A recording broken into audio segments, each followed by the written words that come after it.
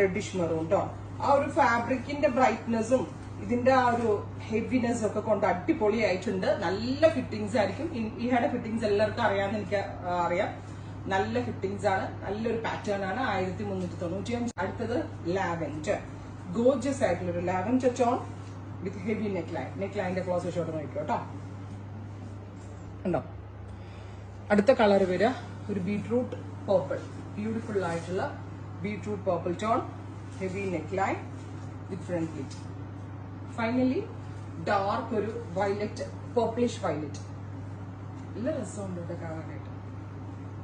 ഇത്രയും ഷെയ്ഡുകളാണ് ഈ സ്പെഷ്യൽ സീരീസിൽ ആഡ് ഓൺ ചെയ്തേക്കുന്നത്. ട്രൈ ചെയ്ത് നോക്കുക. Thank you.